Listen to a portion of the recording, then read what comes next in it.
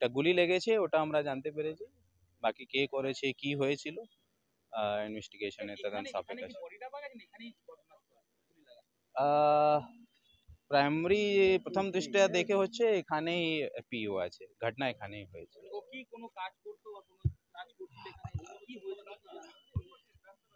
না, জেনারেলি এখানে বসে আপনার গল্প করছিল, একটা মদের বোতলও পেয়েছে। আপনারা দেখছেন আদর্শ তিতুমির পত্রিকার সঙ্গে রয়েছি আমি ধৃতরাষ্ট্র। আজকের আমরা আপনাদেরকে দেখাবো, আপনারা ইতিমধ্যেই বিভিন্ন চ্যানেল, বিভিন্ন ইউটিউব সব জায়গায় দেখেছেন, বেলঘরিয়া রাজীবনগর, এই রাজীবনগরের একজন তৃণমূল নেতা শুট আউটে রাত্রিবেলা তাকে গুলি করা হয়, ভোরবেলা তার দেহ পাওয়া যায়।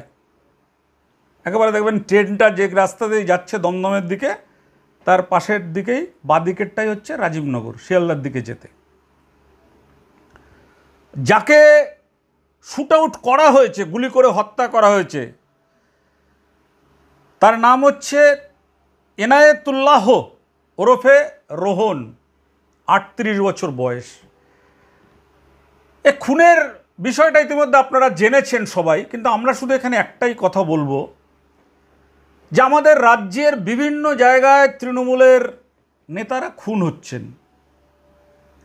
দেখুন, আমাদের এ রাজ্যে যখন তৃণমূল সরকার প্রতিষ্ঠা পায় তখন কিন্তু একটা স্লোগান দিয়েছিল আমাদের মুখ্যমন্ত্রী মমতা বন্দ্যোপাধ্যায়, যে আমাদের এই সরকার মা মাটি মানুষের সরকার।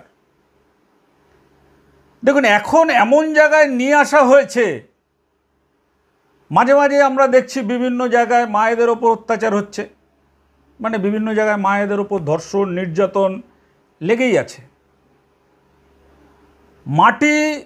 মাটি রক্তাক্ত হয়ে যাচ্ছে। কেন রক্তাক্ত হয়ে যাচ্ছে বলছি, যে বিভিন্ন জায়গায় তৃণমূলের নেতারাই বেশিরভাগ, অনেক দলীয় অফিসের মধ্যে ঢুকে তৃণমূলের নেতাদের খুন করা হচ্ছে। আপনারা পানিহাটিতে দেখেছিলেন, 8 নম্বর ওয়ার্ডের কাউন্সিলর ছিলেন অনুপম দত্ত ওরফে ধলু, তাকে একেবারে মাথায় রিভলভারে ঠেকিয়ে গুলি করে হত্যা করা হয়েছে। भैया हमें से पूरा बंगाली बोलने हम कल रात को हम जानते नहीं कि कल रात तो क्या होता। हम सोए हुए थे, हम सुबह बैठे हुए थे, वो मम्मी रोई और हम वहाँ पे मछली देख रहे थे, पकड़ रहा था, तो वो देखे तो रोए हुआ था। भैया देखे तो इस तरह से लेटे हुआ था, वही हम देखे, बस मरा पड़ा हुआ था, तो उठाए टोटो से लेकर चले गए सागर दत्त हॉस्पिटल। कैसे पड़ा, क्या बोले, वो इस तरह से मतलब पड़े हुआ था, यहाँ पे ब्रेन में शायद गोली वोली लगा हुआ, क्या लगा हुआ पता नहीं, अंदर में यहाँ पर ब्रेन में छेद है, या शायद गोली लगा ही होगा। ज़्यादातर गोपाल तो जानते हैं किनके साथ था, हमारा उतना उसके बारे में जानते नहीं है, सिर्फ ऐसे हैं भाई की तरह से नॉर्मल। बिजनेस के बारे में क्या करते हैं वो हमको पता नहीं, किसने गोली चला, अब हमको ये सब चीज़ पता नहीं। कितना टाइम देखा है? हम सुबह 5 साढ़े 5 बजे करीब में देखे। आप भैया हो, आपका भैया हमारा वो भैया, बड़ा भाई है छोटा भाई? नहीं, हमसे बड़ा है। आपका नाम? हमारा नाम है हबीब। এই মুহূর্তে তিনজন বেলগুড়িয়া থানা দখল থেকে আটক করা হয়েছে এবং তাদেরকে মনে হচ্ছে গ্রেফতার করবে। কি বলবেন যাদের মধ্যে রয়েছে সুশান্ত, রিজু অর্থাৎ মৃত্যুঞ্জয় চক্রবর্তী, আরো দুজন, কি বলবেন? এবং প্রত্যেকে এরা তৃণমূলই তো কর্মী, কি বলবেন? হ্যাঁ, সবাই তৃণমূলই করে, সব বন্ধু বান্ধব একসাথে থাকে, ঠিক আছে। কালকে 12টা সাড়ে 12টা নাগাদ আমি গেছিলাম, ওদের সাথে ছিলাম আমি, ঠিক আছে, বিজয়তলায় ছিলাম আমি, কিছুটা গেছি এগিয়ে, আমি ওখানে দাঁড়িয়ে জল খেলাম, জল খেয়ে কিছুটা অত পর্যন্ত এসেছি আমি, আমাকে রেয়ান বললো তুই বাড়ি চলে যা, ঠিক আছে। এবার আমি বেরিয়ে গেছি, বেরিয়ে আমি হাইওয়েতে গেছি, ঠিক আছে, হাইওয়ে ওখানে গিয়ে সিগারেট নিয়ে খেলাম, সিগারেট খেয়ে আবার এসেছি, এসে দেখি এখানে দাঁড়িয়েছিলাম, ভাইয়ের সাথে কথা বলছিলাম, আমার এই তো আমার 3 ভাই ছিলাম, ও আমি তিনজন আমরা ছিলাম, আবার ও আমাকে ড্রপ করে দিল বাড়িতে, ঠিক আছে, ওইটুকানি স্যার। তারপরে আমি বাড়ি চলে গেছি। কখন জানতে পারলেন? ও আমি জানতে পারলাম আমাকে 6টার সময় সন্ধ্যাবেলা ফোন করেছিলাম, তখন আমার ফোনটা ছিল, তখন ধরিনি, ঘুমাচ্ছিলাম, ঠিক আছে। তারপরে কল করেছিলাম একটা বন্ধু গোপাল, ও ফোন করে আমাকে বললো জানিস ভাই এরকম ঘটনা হয়েছে রেহানের সাথে, আমি সাগর ধরতে আসছি, ভাই বলছে ভাই পড়ে আছে, সকালে এসে দেখছি পড়ে আছে, ঠিক আছে। রেহান তো দীর্ঘদিন ধরে এই অঞ্চলে তৃণমূলটাই করছে। হ্যাঁ, ও তো কর্মী আছে, যারা মানলো তারাও তৃণমূল। হ্যাঁ, সবাই তৃণমূলই করে। দাঁড়িয়ে না, সেটাও কিছু আমাদের কিছু বলিনি, ও তো সবে মানালিতে ঘুরে আসবে। হ্যাঁ, আমরা একসাথেই ছিলাম, আমরা আজকে ফাঁকা হয়ে গেছি, আর ফাঁকা দেখেছে, কাজ করেছে। এর আগেও তো ওকে বন্দুকের বাট দিয়ে মারধর করা হয়েছে। সন্দেহ কি করে বলবো, সবই তো বন্ধু বান্ধব, সবই যাচ্ছিল। পুলিশে আরো করেছে, দুটো ছেলে আউট করেছে, রিজু বলে একটা ছেলে, আর একটা ওইদিকে থাকে ছেলেটার নাম তো আমি অতটা জানি না, ও আসে জানি ডাকে ওকে, ও আসে ওখান থেকে, বুঝেছো। আমি ওই ছেলেটাকে দেখিনি, কিন্তু আমি দেখেছিলাম রিজুকে, আরেকজনকে দেখেছিলাম। কালপেটের বন্ধু আমি জল খেয়েছি, আমি অত ঘন্টা এসেছি অতটা, আমাকে যদি বাড়ি চলে আমি তখন বেরিয়ে গেছি। আমি তখন 12টা নাগাদ বাজে আমি গেছি, তো 12টা ওরকমই হবে, আমি বেরিয়ে গেছি আমি বাড়িতে। তারপরে ওই দিক থেকে গিয়ে আমরা দিল্লোটে গেছি, দিল্লোটে গিয়ে চা খেলাম, সিগারেট খেলাম, তারপরে অনেকক্ষণ দাঁড়িয়েছিলাম, তাও 12:30 পর্যন্ত ওই মুখে দাঁড়িয়েছিলাম আমরা। ওখানে দাঁড়িয়ে বন্ধু ভাইয়ের সাথে কথা বললাম, কথাবার্তা বলে তারপরে বললাম যা বাড়ি যাই আমি। তারপরে দেখি ওই দিক দিয়ে আমরা এখন বাইকটা ঘোরাচ্ছি, একটা ছেলেটার দিকে যাচ্ছে, ঠিক আছে, আমাকে জিজ্ঞেস করলাম কী হয়েছে ভাই, ওদিকে রিটার্ন বেরিয়ে গেল, কোনো কথা বললো না। ওই যে ছেলেটাকে ধরেছে ওইদিকে থাকে, ওর নামটা অভি, অভি, অভি, হ্যাঁ, ওর রিটার্ন বেরিয়ে গেল অভি। ওকে আমি জিজ্ঞাসা করলাম আমার কী হয়েছে ভাই, তখন ওটা 12টা 12:30 নাগাদ হবে, তখন আমি সবাই বাড়ি যাচ্ছি। রিজু বলে একজন তো রিজু রিজু বন্ধুই হয়, সব রিজু সব ওদের একসাথেই থাকে, হ্যাঁ, সব ভালো সম্পর্ক ছিল, তো সব ভালো একসাথে থাকে। এরা কি করতো একসাথে, কি কাজ এরা সব করতো? একসাথে পার্টি করতাম, আমরা পার্টি করতাম।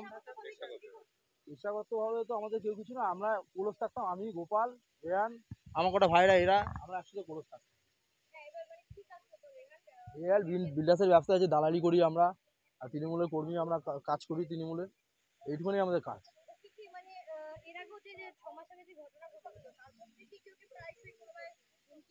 হ্যাঁ হয়েছিল, হ্যাঁ একটা হয়েছিল, ওই দিল্লোটের হাইওয়েতে একটা জমি ভরাট হয়েছিল, ওই জমিটা নিয়ে একটা অনেক কিছু হয়েছিল, জমিটা শুনেছো তোমরা মনে হয়, জমিটা নিয়ে ওটা ওটা সুন্দর করছিল জায়গাটা কাজ, ওটা নিয়ে ওটা নিয়েও হতে পারে।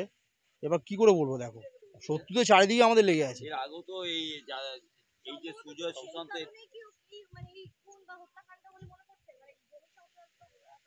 সেটা বলতে পারছি না দিদি, এমন জায়গায় হয়েছে না একটা, এই জায়গাটা কি করে বলবো, হ্যাঁ, এই জায়গাটা কি করে বলবো, এই জায়গাটা আমরা ঢুকিও না, আমরা এখানে মদ বলি না, এখানে ড্রিঙ্ক কেউ করে না, আমাদের ছেলেপেলেরা কেউ ড্রিঙ্ক করে না, আমরা না, আমাদের কেউ আসে না, আমরা সব ওপারে, আমরা সব ওপারে। আর কাউকে কি মনে হলো হঠাৎ চলে এসছে আমি, তা আমাকে যদি হাফ রাস্তা ছেড়ে চলে গেল, আমাকে বলে চলে যায়, আমি যদি থাকতাম এটা হতোই না স্যার। আমি তো আতঙ্কিত কি দিদি, এখন তো আমাকে জেরা করবেই, আমি তো ছিলাম, যে একটা টাইম ছিলাম, সে তো বলবে, আতঙ্ক কোনো ব্যাপার না মামা, আতঙ্ক কেন হবে? আমার নাম শুভ হালদার। আপনি কি এই অঞ্চলেই থাকেন? হ্যাঁ, এখানে আমার বাড়ি ছিল, ঠিক আছে, এখান থেকে আমাদের বাড়িটা তুলে দিয়েছে। সে নিয়ে মামলা চলছে, বিচার ব্যবস্থা কি হবে না হবে সেটা কিন্তু সবটাই নির্ভর করছে।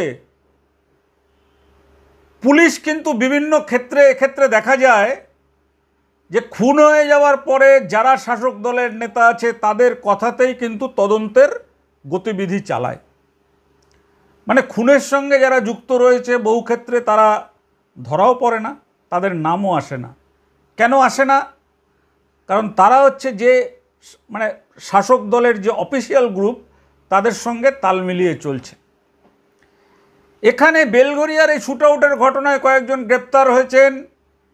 একজনকে দেখানো হচ্ছে বিজেপি নেতা সজল ঘোষের সাথে ঘুরছে, আর একজনকে দেখানো হচ্ছে বড়নগরের বিধায়ক সায়ন্তিকা ব্যানার্জির সঙ্গে একজন ঘুরছে। এই রকমভাবে খুনিদের মানে যাদের খুন করেছেন, যারা যে অভিযোগ, তাদেরকে দেখানো হচ্ছে। তো এখানে আমাদের একটা ঘটনা, মা গেল মাটি গেল, এবার রইলাম আমরা মানুষদের আপনারা দেখলেন যে কিভাবে স্কুলের শিক্ষকদের চাকরি চলে গেল সুপ্রিম কোর্টের রায়ে। এখানে কিন্তু সরকার কোনোভাবে এটা দায় এড়াতে পারে না। এরপরে আসছে প্রাইমারি শিক্ষকদের, সেটাও সুপ্রিম কোর্টে ঝুলে আছে, কিছুদিনের মধ্যে সেটা উঠবে। সেটা কিন্তু বড় সংখ্যা, আরও এর থেকেও বেশি সংখ্যায়। তাহলে মানুষের জীবনও কিন্তু বিপন্ন হয়ে গেল। এখানে বলা হয় খুন হয়ে যাওয়ার পরেই যে এই কারবারের সঙ্গে যুক্ত ছিলেন, মাটি মাফিয়া, জমি মাফিয়া, যে খুন হয়েছে তার কথা বলা হচ্ছে। অন্যদের ক্ষেত্রে বলা হয় যে বিভিন্ন অসামাজিক কাজের সঙ্গে লিপ্ত হয়ে গেছেন। যা বলবে এখন আমরা কিছু বলবো না, আমরা কাজ চলছে, আমরা কিছু বলতে পারবো না।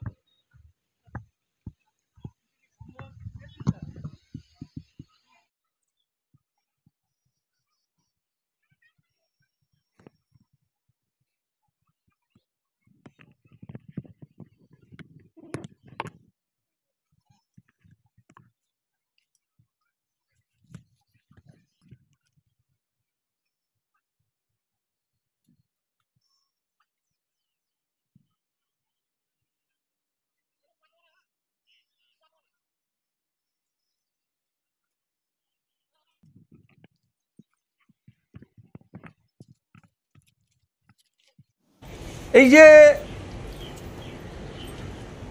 তৃণমূলের যারা নেতারা রয়েছেন মানে একদম হাই লেভেলে, তারা যখন খুন হয়ে যায় তখন তার বিরুদ্ধে তদন্তে বেরিয়ে পড়ে যে সে জমির দালালি করত, মাটির মাফিয়া ছিল, সে বিভিন্ন রকমের তোলাবাজি করত, কমিশন খেত, তাই অপরপক্ষে তাকে গুলি করে খুন করেছে।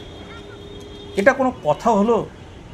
একটা মানুষ তৃণমূল করুক আর যে পার্টি করুক না কেন, সেই দলের নেতাদের কাছে কিন্তু তার সহকর্মীদের সমস্ত যে অপরাধমূলক কাজের সঙ্গে যুক্ত আছে সব খবর থাকে। তাহলে মানুষটা মৃত্যুর আগে তার দলীয় নেতা কেন তাকে সাবধান করে না? সাবধান করে না মানে তাকে যদি তার যে পদ আছে সেই পদ থেকে যদি সরিয়ে দেয় বা তার বিরুদ্ধে যদি ব্যবস্থা নেয়, তাহলে কিন্তু সে আর খুন তাকে হতে হয় না। তাহলে এইভাবে যে একের পর এক খুনের ঘটনা ঘটছে এবং সেই খুন হওয়ার পরেই আমরা দেখছি ইদানিংকালে শাসক দলের নেতারাই শাসক দলের নেতাদের খুন করছে। এই যে বেলঘরিয়া শ্যুট আউট কাণ্ডে যে চিত্র উঠে এসছে, মারাত্মক চিত্র। পেয়েছে তো মেবি মদত খাচ্ছিল বা ওটা হবে, জেনারেলি ওনারা প্রমোটিং ওরই করে যা ওনার ফ্যামিলি মেম্বার থেকে শুনতে পেয়েছে। নাম রেহান আছে, ইনায়াতুল্লাহ, আর মোটামুটি 30-35 মধ্যে বয়স আছে। দেখো এক্স্যাক্টটা বলতে পারছি না, আপাতত যে প্রাইমারি আমি জানতে পেরেছি কি 11:30-12টা পর্যন্ত ওনাদের ফ্যামিলির সঙ্গে বা বন্ধু বান্ধব সঙ্গে কথা হয়েছে, তারপরে সকালে 5টার সময় 5-5:30টার সময় বডিটা দেখতে পেরেছি। মোটামুটি এর মধ্যেই হবে 12টা থেকে 5টা। অবশ্যই কই লোক সঙ্গে ছিল, কে ছিল ওটা আমরা চেষ্টা করছি জানার। না এখন না, ওনার ডেথ হয়ে গেছে।